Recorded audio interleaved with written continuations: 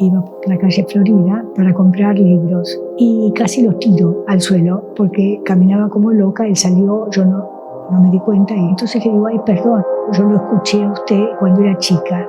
Entonces él se ríe, por la voz se daba cuenta y me dice, claro, usted ahora es grande, ¿en qué trabaja? Entonces digo, no, yo estoy en el secundario, estoy en 4º año. Y me dice, ¿qué va a estudiar? Le digo, literatura, me interesa. Ah, dice, dígame, ¿usted no tendría, le gustan los idiomas? Le digo, sí. Entonces me dice, ¿no tendría interés de estudiar inglés antiguo? Entonces yo, para hacerme la sabia, le digo, Shakespeare. No, mucho más antiguo, siglo VIII, IX. Ah, no, le digo, eso va a ser imposible. Le propongo, si no quiere, que lo estudiemos juntos, porque yo tampoco lo sé. Yo dije, este señor está tan loco como yo, genial. Él era muy tímido, no decía las cosas 2 veces, pero cuando empezaba a dirigir lo que quería decir, no terminaba jamás. Una persona hablando acerca de nada y acerca de todo a la vez. Y eso era algo extraordinario, era de repente una manera de llegar al corazón del mundo y asustaba a cuánto podía llegar.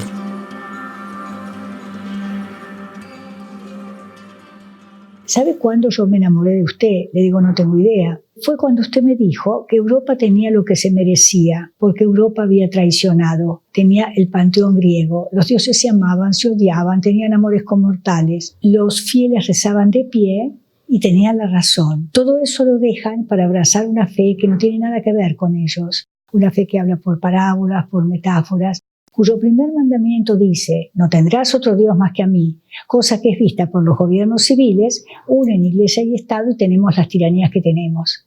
Entonces él me dijo, usted no puede haber leído a Nietzsche. Yo no tenía la más remota idea quién era Nietzsche. Le dije, no, ¿quién es? Bueno, pues es un filósofo, pues usted acaba de decirme en precisas y contadas palabras lo que Nietzsche necesita un volumen para explicar.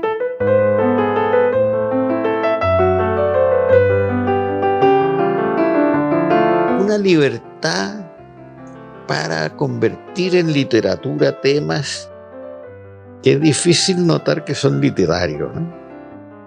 Borges convirtió el comentario de la literatura y la traducción de la literatura en literatura. Eso fue muy moderno, quizá, ¿no?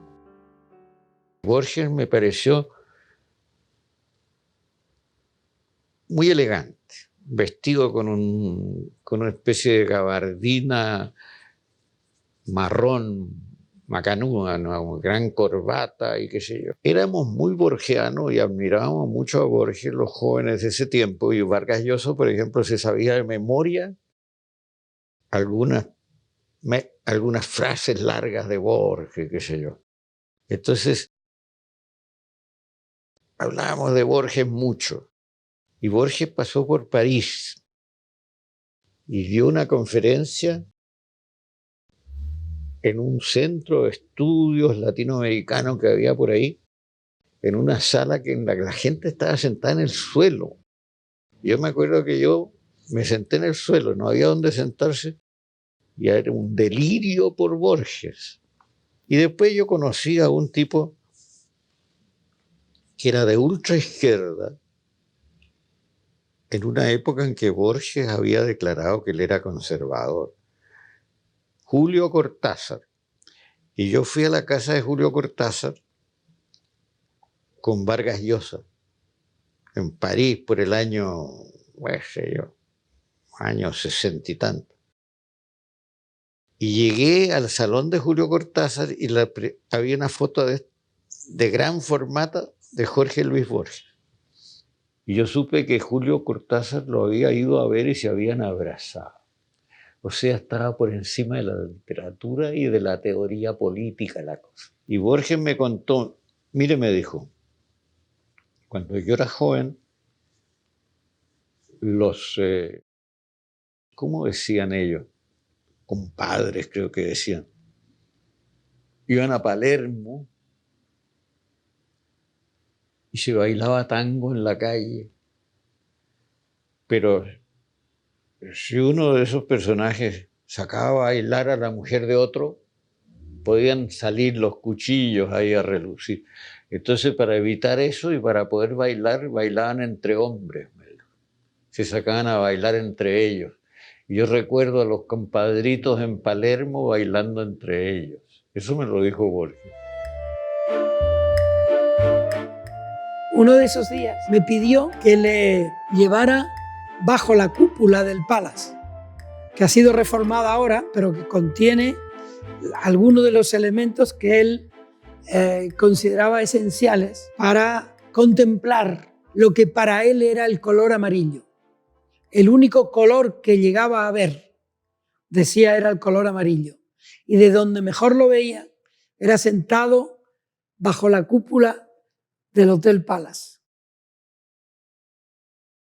Era un coche que conducía mi mujer, detrás íbamos Fernando, mi hija y yo, y delante iba él, agarrado al salpicadero y cantando. Recuerdo pasar por la calle Almagro, que es una calle muy bonita, y yo le decía, ahora vamos por la calle Almagro, y me alentaba a decirle por dónde íbamos. Era muy respetuoso con las personas y era un conversador. Era quizá el más natural de los escritores con los que yo tomé contacto.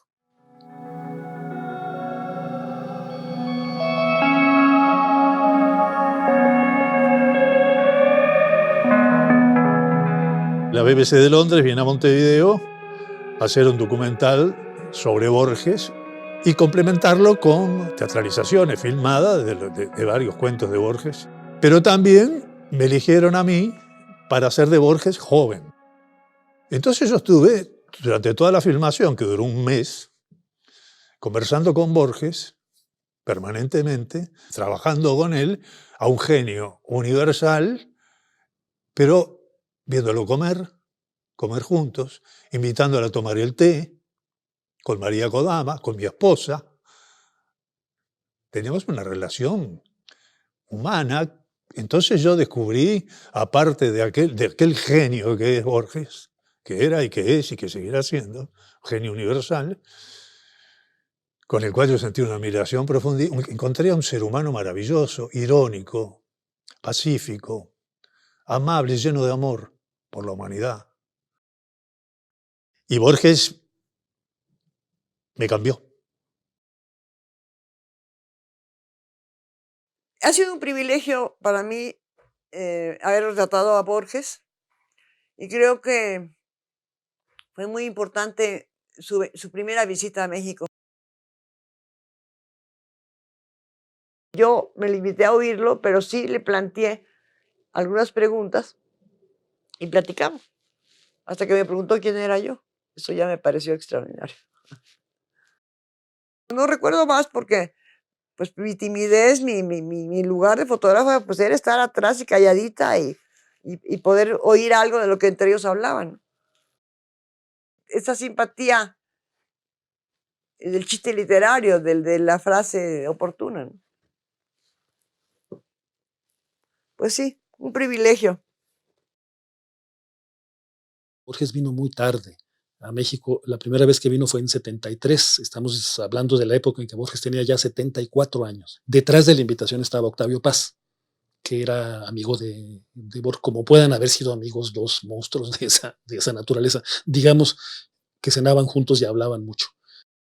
Uno lee las crónicas y a Borges le sucedían cosas curiosas, además de la admiración irrestricta de todos los escritores mexicanos que estuvieron con él. Le sucedían cosas curiosas como que la gente se le acercaba casi a tocarlo. Borges tenía una especie de aura de santidad muy extraño. Uno quería, como si fuera contagioso el genio, la gente se le acercaba y quería estar con él. Era naturalmente simpático, cosa que no se puede decir, ni mucho menos, de todos los escritores, y con él sí, y la gente le pedía autógrafos, y Borges de repente decía, pero es que usted no se da cuenta de que soy ciego, ¿cómo quiere que yo firme?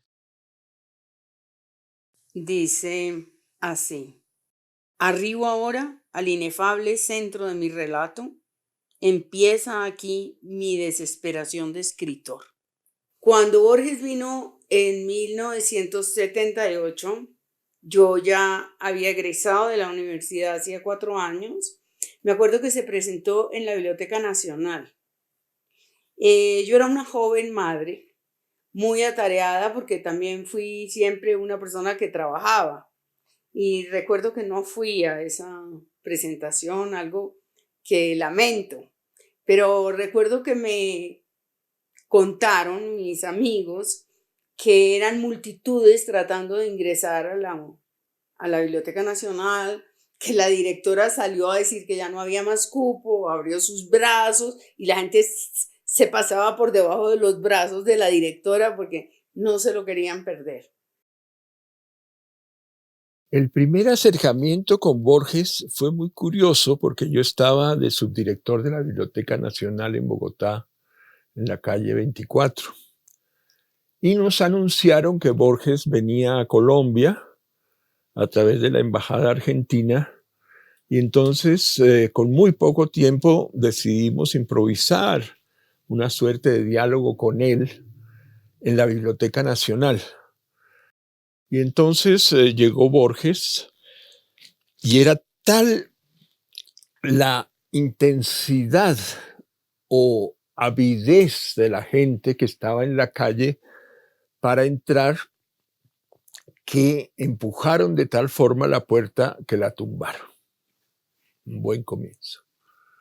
Luego entró Borges y se sentó allá y como siempre era un caballero argentino, muy gentil, acogió todas las preguntas y en un momento dado yo recordé que había un poeta que se llamaba Enrique Banch, un poeta argentino, que había escrito unos sonetos muy bellos y que Borges siempre los conservaba en la memoria. Y entonces yo le hice la pregunta sobre Enrique Banch, que como era él, una cosa así. Dijo, a Enrique Banch le pasó lo mejor que le puede pasar a un poeta. Lo dejó una mujer. Ay, pero se me caiga todo Borges en la cabeza. El diámetro de la LEF sería de 2 o 3 centímetros, pero el espacio cósmico estaba allí sin disminución de tamaño. Cada cosa, la luna del espejo, digamos, era infinitas cosas, porque yo claramente la veía desde todos los puntos del universo. Borges es tan importante a la lengua española como Cervantes o Quevedo. Es uno de los clásicos de toda la historia de la lengua española, de los que se dan no cada 30 años, sino como cada 3 siglos, más o menos. Borges tiene un gran mérito y es que él siempre se sintió un escritor universal, más allá de latinoamericano. Y nos hizo comprender, y él lo dice, parafraseo sus palabras, que ser latinoamericano no implica estar obligado a hablar de pampas, ¿sí?, o de selvas, sino del universo que a todos nos pertenece. Es las paradojas que a mí me encantan de Borges, porque la gente cree que Borges es uno y siempre son varios. Un día uno llegó y le mostró como un diccionario, una especie de enciclopedia argentina donde aparecía un Jorge Luis Borges. Y entonces le dijo, mire qué curioso, Borges, hay uno que tiene su mismo nombre y que escribe. Dijo, sí, qué curioso. Había una anécdota que venía Borges cruzando Nueva York. En Nueva York, una calle, tal vez ya ayudado por alguien, se acercó, señor, ¿es usted Borges?, le dijo alguien. Dijo, bueno, a veces. Un rasgo que la gente quizá no conoce. A él le gustaba mucho cantar. Y cantaba todo el rato. Canturreaba. No, pero sé que cantaba en islandés. Y cuando terminamos de filmar, me acuerdo que nos abrazamos y él me dijo, muchísimas gracias, y lo quiero mucho. Y yo, imagínate, él no me vio, me puse a llorar, ¿no? Y no lo vi nunca más. Y entonces él me decía que nos prometiéramos, si realmente existía la reencarnación, que nos íbamos a reencontrar en la próxima. Yo le decía, Borges, le prometo, pero usted sabe que yo soy salvajemente sincera. En la próxima yo, científica o astróloga. Y él cerraba los ojos y me decía, no me diga eso, porque él quería volver a ser escritor.